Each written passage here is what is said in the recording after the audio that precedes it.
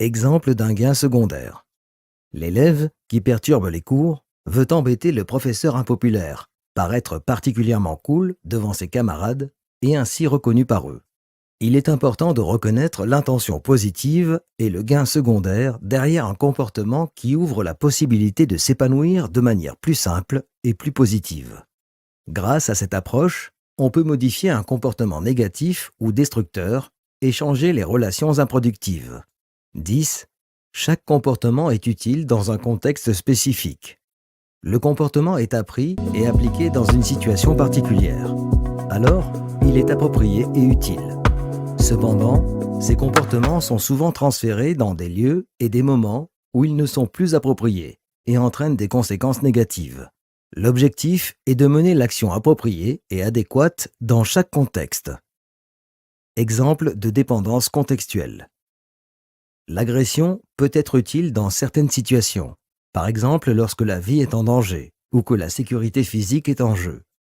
Dans d'autres cas, cela peut constituer une infraction pénale. 11. Les gens disposent de toutes les ressources dont ils ont besoin pour changer. Chacun dispose d'une variété de compétences et de ressources dont il ne fait pas pleinement usage. Le cœur de ce postulat, très positif, est que les gens peuvent apprendre, se développer et utiliser pleinement leur potentiel. Exemple de ressources. Béate est une bonne élève. Elle rencontre seulement des difficultés avec la langue allemande parce qu'elle commet des erreurs à l'écrit. Béate préfère apprendre à l'oreille. Elle répète des phrases dans sa tête, se laisse guider par le son et écrit certains mots tels qu'elle les entend. Elle commence à s'entraîner à l'orthographe pour développer ses organes sensoriels les moins utilisés. Elle apprend à visualiser des images et des formes, à utiliser des mouvements, à effectuer des exercices sur des mots. 12. Tout ce que l'homme peut apprendre. La PNL part du principe que tout ce qu'une personne a appris et maîtrisé de manière excellente peut être appris. Un excellent comportement peut être observé, recréé, pour ainsi dire, par d'autres. La motivation, le dynamisme, la prise de décision, la créativité, la confiance en soi et d'autres compétences peuvent s'apprendre. Les premières étapes de la PNL reposent sur cette hypothèse de base. Il s'agit d'apprendre d'un modèle et de passer par les mêmes processus neurologiques pendant le processus d'apprentissage, en utilisant les mêmes cartes spirituelles que le modèle. L'excellence a une structure, et celle-ci s'apprend. 13. Pas d'échec, seulement du feedback. Une erreur est un feedback. C'est ce qu'on appelle l'écart par rapport au but recherché. Lorsque les gens y voient une opportunité, la perspective change. De ce point de vue, les erreurs sont la base des solutions. Parce qu'ils sont le point de départ d'autres améliorations, ils montrent le chemin vers l'objectif. Liste de contrôle. Comment les erreurs deviennent des opportunités? Question à poser. Qu'est-ce qui a été réalisé jusqu'à présent? Qu'est-ce que je peux apprendre de cela? Qu'est-ce qui fonctionne bien? Que faut-il faire d'autre? Que puis-je faire à la place de la solution précédente? Quelle est la marge de manœuvre? Quelles sont les alternatives sur le chemin de l'objectif? Quel est l'état actuel des choses? 14. Si ce que vous faites ne fonctionne pas, faites autre chose. Bien sûr, cette hypothèse de base ne s'applique que si vous avez le choix. De nombreuses personnes continuent à appliquer et même à renforcer leur comportement antérieur en cas de problème. Par exemple, elles élèvent la voix encore plus fort dans une conversation lorsqu'il y a des difficultés de compréhension. Dans la plupart des cas, cette procédure ne sert pas à grand-chose. La polyvalence, c'est-à-dire le fait de faire quelque chose de complètement différent, permet souvent de trouver une solution. Ce point de vue part du principe du blâme. L'autre personne n'est pas à blâmer pour ma situation. Je ne m'attends pas à ce que mon environnement change pour faire la différence. Je prends mes responsabilités et je change mon comportement. Exemple d'étapes alternatives. Le comportement d'un employé est un problème pour le chef de service Thomas Hoche. Hoche pense souvent. Je lui ai déjà expliqué cela 100 fois. Mais 100 fois de la même manière. Et il obtient donc toujours les mêmes résultats. La solution au problème réside dans le changement de son comportement. Il peut, par exemple, transmettre la tâche à quelqu'un d'autre, modifier les procédures ou conseiller son collègue sur la formation appropriée. La gestion flexible des actions alternatives s'applique également aux mêmes hypothèses de base que dans la PNL. Si une hypothèse n'est plus utile dans la situation actuelle, il est logique d'en supposer une autre qui soit plus utile. Les hypothèses de la PNL ne sont pas la vérité, mais doivent être vérifiées par l'expérience personnelle et les propres sens de chacun. 15. L'élément le plus flexible d'un système contrôle le système. Être flexible signifie avoir un large éventail de choix. La personne qui a le plus de souplesse pour présenter de nouvelles propositions a plus de chances de mettre fin à un état d'épuisement ou d'impasse. Plus on dispose d'alternatives d'action, plus on a de chances d'obtenir la réaction souhaitée de la part du partenaire de communication. Exemple d'une proposition de solution par la flexibilité. Dans une réunion, une discussion est au point mort. Aucun des participants n'est prêt à céder. Une personne saisit l'occasion de proposer de nouvelles façons de penser, de nouvelles méthodes ou de nouveaux changements. Il peut suggérer une courte pause créative, changer de place, s'adresser au modérateur, etc. Ce collègue s'avère être l'élément le plus flexible du groupe et est capable de s'adapter à la situation. Ce collègue s'avère être l'élément le plus flexible du groupe et, par ses propositions, permet à la situation de se dérouler. De cette façon, elle, a une influence significative sur le système. Comment fonctionne notre perception selon la PNL? Il existe de nombreuses théories sur la façon dont l'homme pense. La PNL part du principe qu'il utilise ses sens vers l'intérieur. C'est-à-dire que lorsque nous pensons ou nous nous souvenons, nous voyons des images, entendons des sons, sentons et goûtons, et ressentons le toucher. Cela signifie que tous les processus mentaux peuvent être expérimentés et conçus avec des éléments sensoriels. La condition préalable est que le contenu soit absorbé par les sens, traité, puis devienne ce que l'on appelle le système de représentation. La représentation dans le cerveau de ce que nous avons réalisé par les sens constitue la base de la pensée. PNL et communication. L'esprit humain a toujours été un territoire mystérieux, que même les neurosciences, malgré toutes leurs avancées, n'ont pas encore été en mesure de comprendre pleinement. La subjectivité, le système de croyances, les coutumes, les habitudes, etc. de chaque personne sont des contenus qui sont stockés directement dans l'esprit. Ces processus sont si complexes qu'ils ne peuvent pas être déchiffrés individuellement. Voulez-vous savoir comment commencer à comprendre le mystère de l'esprit? La réponse est plus simple que vous ne le pensez. C'est le langage et la communication qui mènent au territoire de l'esprit. Ce n'est pas une coïncidence si des philosophes tels que Martin Heidegger ont déclaré que le langage est la maison de l'être. La recherche qui a donné le plus de substance à cela est l'action communicative par la programmation neurolinguistique, PNL, créée par le psychothérapeute et informaticien Richard Bandler et le linguiste John Grinder au milieu des années 1970. La communication avec la PNL est l'un des outils les plus efficaces pour restructurer la subjectivité des gens à tous les niveaux. Composée d'une part de la neurolinguistique, qui enregistre l'activité cérébrale du langage, et d'autre part de la communication sous toutes ses formes, verbale et non verbale, c'est un outil très utile. C'est pourquoi la PNL et la communication sont nécessairement liées. Bien qu'il s'agisse d'une programmation, elle nous fournit les structures formelles nécessaires pour changer nos systèmes de croyances. En ce sens, si vous vous trouvez bloqué au travail ou dans une relation amoureuse, la PNL communication vous aidera à réorienter les attitudes que vous avez dans votre vie et à obtenir le succès que vous avez toujours souhaité. C'est avec la PNL que l'action communicative fonctionne et est effectivement activée comme méthode d'apprentissage pour le développement des capacités humaines. En d'autres termes, la communication avec la PNL vous rapproche non seulement de la compréhension, mais aussi de la programmation de votre esprit pour le développement et le succès de vos capacités. Qu'est-ce que la communication PNL? La programmation neurolinguistique est une méthode qui permet d'accéder au contenu mental de l'être humain. La PNL propose des modèles d'apprentissage pour l'optimisation des systèmes de croyances. Elle est née en premier lieu comme une méthode thérapeutique. Cependant, aujourd'hui, son champ d'application est beaucoup plus large. Les entreprises, les institutions et le coaching en général s'intéressent de plus en plus à cette méthode. Croyez-le ou non, le succès est à portée de main. Vous verrez qu'avec la programmation neurolinguistique, votre communication, votre discours et tous les aspects de votre vie changeront de cap vers la guérison, la tranquillité et une meilleure utilisation de votre esprit. Rappelez-vous que votre cerveau agit par répétition, c'est-à-dire par ce qui vous est le plus familier. Par conséquent, dans n'importe quelle situation, votre esprit choisit le même chemin. En revanche, la programmation neurolinguistique comprend des techniques d'apprentissage qui améliorent votre capacité à réagir à des situations particulières. Si vous n'êtes pas encore convaincu, la PNL peut vous aider à communiquer efficacement, à programmer vos schémas mentaux, à améliorer vos compétences oratoires, à renforcer votre confiance, vos performances, votre estime de soi, votre proactivité, etc. La PNL vous fait changer votre système de croyances. En changeant les croyances avec la PNL, vous vous convainquez de votre réussite et écartez les pensées négatives à votre égard.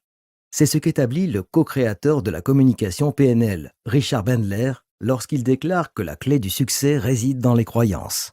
J'ai servi de modèle à de nombreuses personnes qui ont réussi. Entretien avec Richard Bandler, Coaching Portal, 2006. La communication PNL peut façonner votre esprit pour vous permettre de réussir dans tous les domaines de votre vie. Les lois de la communication avec la PNL. La PNL et le modèle de communication sont des théories pragmatiques qui misent sur les modèles de comportement pour améliorer la qualité de vie. Les lois ou paramètres de la communication avec la PNL peuvent être réduits à 3 caractéristiques principales. Il est impossible de ne pas communiquer. C'est l'outil PNL le plus important dans la communication interpersonnelle.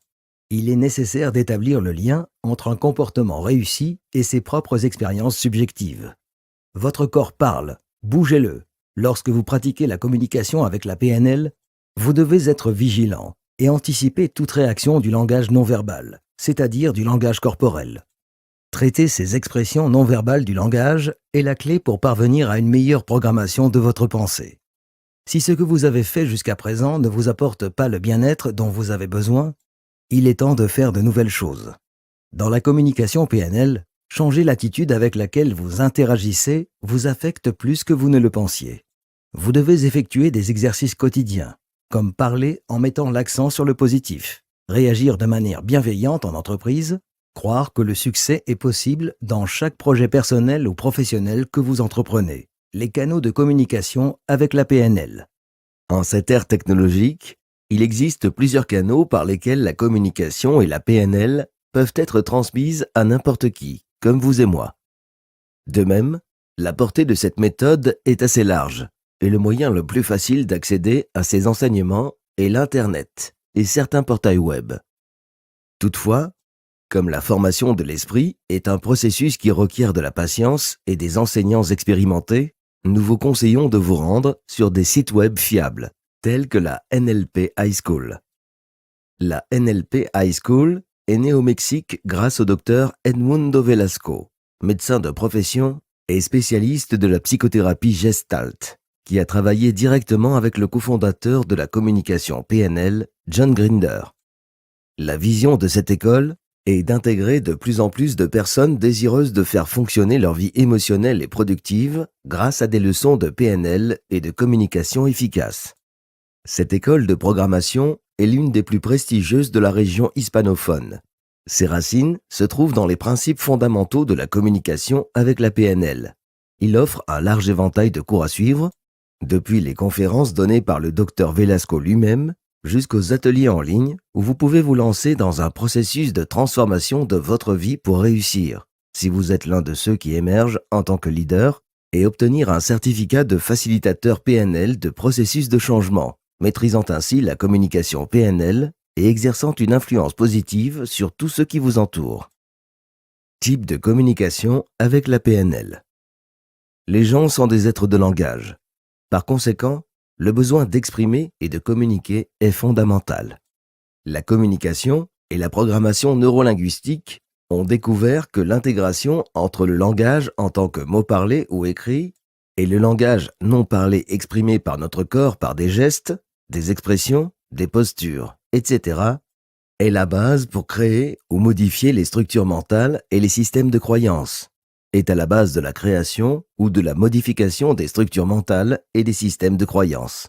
Par conséquent, la PNL utilise l'utilisation du langage verbal, non verbale et visuelle comme une ressource pour effectuer un changement mental efficace chez les gens. Communication verbale dans la PNL. Il s'agit, par définition, du type de communication qui s'effectue par le biais du langage parlé.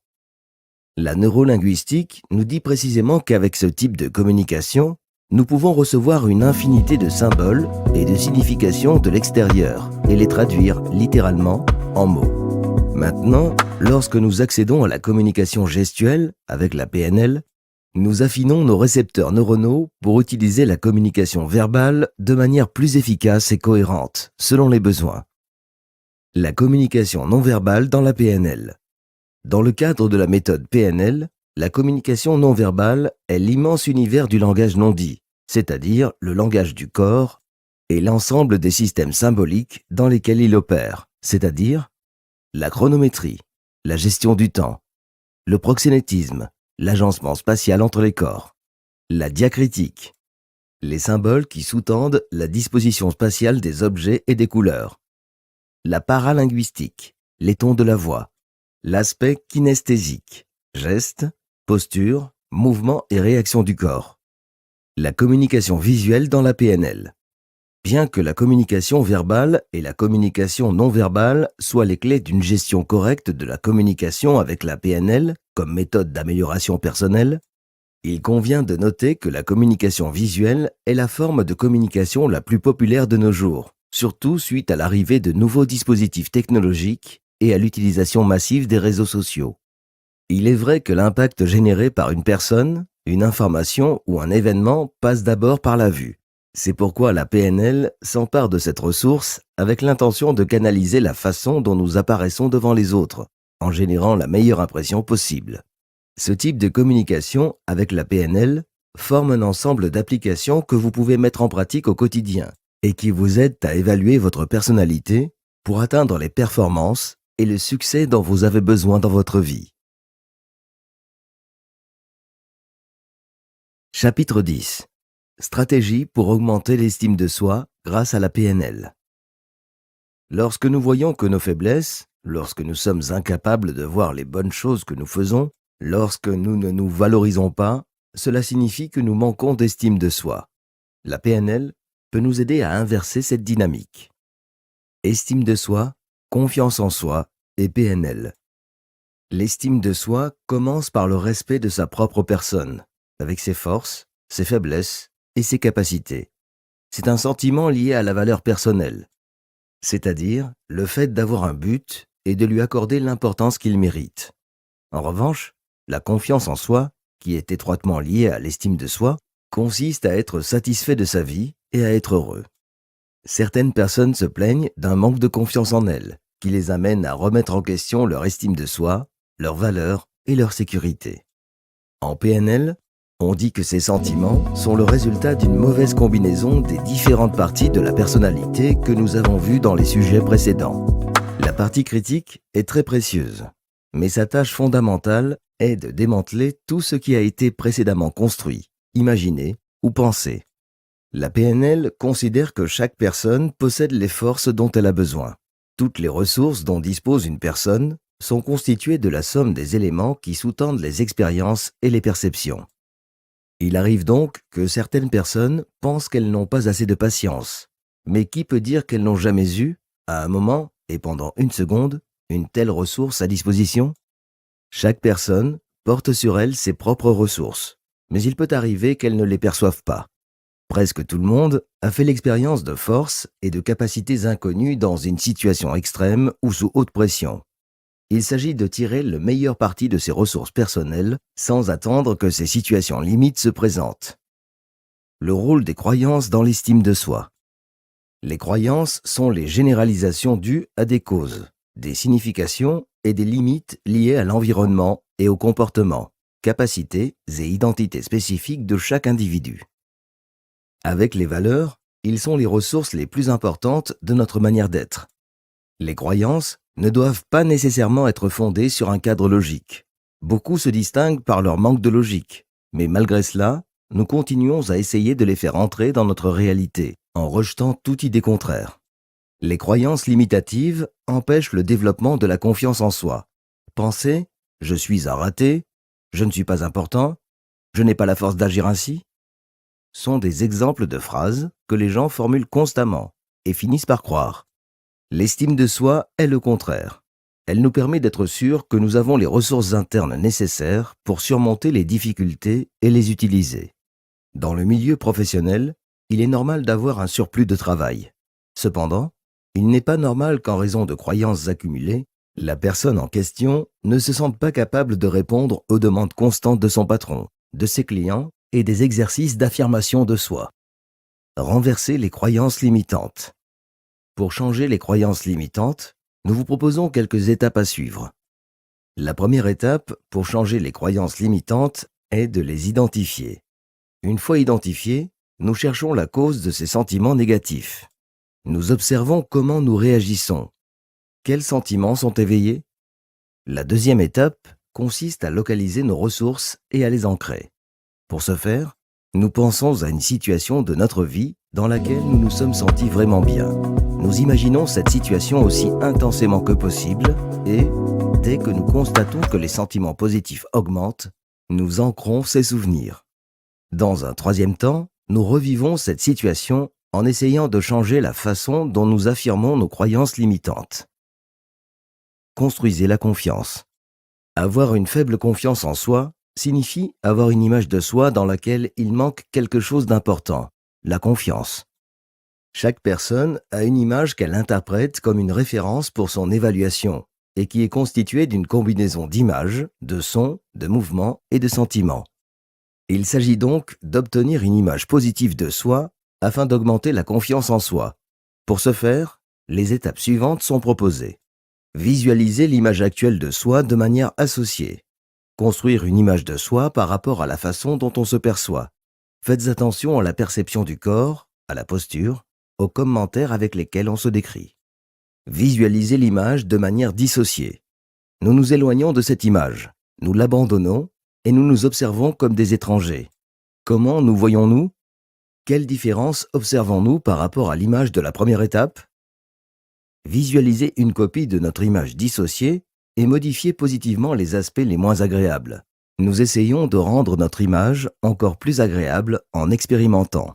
Incorporez la copie modifiée de notre image dissociée dans l'image associée, c'est-à-dire faire de l'image que nous avons créée la nôtre, celle qui nous définit. Méthode pour sauver l'estime de soi recommandée par les psychologues. Vous vous sentez accablé par une faible estime de soi et ne savez pas quoi faire pour obtenir plus de satisfaction dans votre vie personnelle et professionnelle? Vous souhaitez avoir une relation conjugale plus saine et plus harmonieuse. Vous souhaitez vous réaliser professionnellement et être moins angoissé par trop de responsabilités? Respirez. Tous ces désirs sont le résultat d'un manque de confiance en soi et de besoins affectifs et émotionnels. La bonne nouvelle, c'est qu'il est possible de les calmer et de les équilibrer grâce à des techniques et méthodes psychologiques visant à restaurer l'estime de soi. 1. Soyez plus constructif et pensez positivement. La méthode de restructuration cognitive et comportementale est essentielle pour sauver et comprendre les croyances limitatives et négatives acquises dans l'enfance par le biais de l'éducation familiale, de l'école ou d'autres espaces sociaux. Grâce à cette méthode, vous apprendrez à penser de manière plus positive et à agir de manière plus constructive. Il vous sera ainsi plus facile de vous éloigner des personnes négatives et de calmer votre esprit. Automatiquement, vous vous sentirez plus confiant et plus sûr. Dans un moment de détresse ou d'émotion intense, essayez de susciter une pensée positive. De cette manière, vous pouvez modifier la façon dont vous interprétez vos expériences dans différentes circonstances. 2. Valorisez pour sauver votre estime de soi. Il est très important d'accepter tous les défauts et imperfections et de célébrer les petites réussites de la vie quotidienne. Que ce soit dans vos relations au travail ou dans d'autres domaines de votre vie, attendez moins des attitudes et des jugements des autres. Ce sont quelques-uns des moyens qui peuvent vous aider à retrouver votre estime de soi. Les complexes d'infériorité et le manque de référence familiale peuvent affecter votre estime de soi, mais ces cadres peuvent être renversés par la compréhension de vos limites et des exercices d'affirmation de soi. Alors, ne vous souciez pas du jugement que les autres portent sur vous et gardez à l'esprit vos forces et vos réalisations. Concentrez-vous sur la conception que vous avez de vous-même et non sur celle des autres. 3. Évitez de faire des comparaisons. L'un des aspects les plus difficiles du comportement comparatif est de comprendre l'impact négatif qu'il a sur nous. La première étape consiste à comprendre pourquoi vous faites ces comparaisons, quand vous avez commencé à faire des comparaisons et comment cette attitude vous affecte. Il est nécessaire de briser ces schémas de pensée pour comprendre qui vous êtes et en quoi vous pouvez être différent des autres. Révisez constamment votre essentialité et essayez de connaître vos défauts et vos qualités, en essayant de vous rappeler que chaque être humain a ses propres caractéristiques. 4. Apprendre à gérer les frustrations de la vie. Les non de la vie, les portes fermées et les limitations sont des situations très frustrantes. Cependant, chaque personne réagit différemment aux mêmes situations et expériences. Il est donc très important d'être ouvert au changement de comportement pour surmonter les frustrations. Faites face aux frustrations et aux difficultés de votre vie comme s'il s'agissait de défis et essayez d'apprendre quelque chose de chaque situation que vous vivez afin qu'à la fin d'un processus difficile, vous puissiez en sortir plus fort et plus mûr. Investissez dans le changement de vos habitudes et de vos conceptions pour obtenir la transformation que vous souhaitez. En combinant cela avec les meilleures pratiques, le processus de récupération de votre estime de soi sera plus rapide et plus léger. Envisagez également de vous faire suivre par un psychologue qui vous aidera à gérer vos déclenchements mentaux. 5. Passez plus de temps avec les gens que vous aimez. Le sentiment d'appartenance est ce besoin de se sentir membre d'un lieu ou d'un groupe de personnes et, en même temps, de considérer qu'elles font aussi partie de nous. C'est l'un des piliers de l'estime de soi, et cela nous permet de nous sentir bien et satisfaits d'être entourés de personnes qui nous sont chères. Essayez de trouver une occasion dans la journée pour être avec votre famille. Leur accueil est réparateur et contribue à renforcer votre confiance en vous, ce qui est considéré comme essentiel pour réussir dans la vie. Prenez le temps, chaque mois ou chaque semaine, en fonction de vos disponibilités, de rencontrer vos amis et de sympathiser avec eux. Il est intéressant d'essayer de maintenir des relations avec la classe d'amis de votre adolescence, car cela vous rappelle d'anciens rêves, croyances et ambitions. Tous des activateurs importants de l'estime de soi et propices à la connaissance de soi. 6. Soyez convaincus de vos objectifs. Toute réalisation commence par les objectifs que nous nous fixons dans notre esprit. Lorsque nous réfléchissons à la manière dont nous pouvons atteindre nos objectifs, l'estime de soi nous pousse à penser de manière positive. Utilisez donc toutes vos ressources mentales pour visualiser ce que vous voulez. Par exemple, si vous souhaitez obtenir une promotion ou avoir plus de liberté pour exprimer vos idées, que ce soit sur le lieu de travail ou dans la sphère personnelle ou familiale, renforcez votre estime de soi et démontrez vos capacités de manière plus efficace. Fixez des objectifs en fonction desquels vous pourrez suivre vos progrès. Fixez des critères concrets pour mesurer la progression dans la réalisation de chaque objectif que vous vous êtes fixé, car cela vous donnera plus de confiance en cours de route. 7. Parlez à un professionnel de la psychologie. Consulter un professionnel de la psychologie est l'un des meilleurs moyens de retrouver l'estime de soi. Ne laissez pas la situation s'aggraver. Demander l'aide d'un psychologue peut réduire votre souffrance ou même l'éliminer de votre vie une fois pour toutes. Il est également nécessaire que vous fassiez une réflexion personnelle sur la mesure dans laquelle la situation est ou n'est pas sous votre contrôle, pour éviter d'atteindre un degré de dépression. Pour ce faire, recherchez les conseils appropriés. Si vous n'avez pas le temps de vous rendre dans une clinique en personne, pourquoi ne pas obtenir une aide psychologique en ligne qui puisse répondre à vos questions et à vos préoccupations? Même si vous ne pouvez pas le faire pendant la journée, vous pouvez profiter de la nuit ou des week-ends lorsque vous êtes libre. Conclusion. 5 indices qui révèlent les véritables intentions des autres. Lorsque vous découvrez que quelqu'un a des intentions cachées, vous pouvez ressentir de l'anxiété à l'idée de devoir affronter cette personne. Dans ce chapitre, nous allons examiner 5 façons de détecter les intentions cachées et découvrir ce que vous pouvez faire pour éviter d'être manipulé. Il existe sans aucun doute des personnes très toxiques dans le monde, et il est probable que vous en ayez déjà rencontré beaucoup. Une personne aux intentions cachées est susceptible d'être égoïste ou narcissique, Vous remarquerez généralement que beaucoup d'entre eux peuvent sembler gentils au début, mais qu'en fin de compte, ce n'est qu'un stratagème pour obtenir quelque chose de vous plus tard. Ces individus ont de mauvaises intentions. Ils ne veulent pas être vos amis pour le simple plaisir de l'être. Au contraire, ils veulent vous manipuler pour que vous fassiez ce qu'ils veulent. Alors, comment identifier dès le départ ces mauvaises intentions chez les personnes toxiques?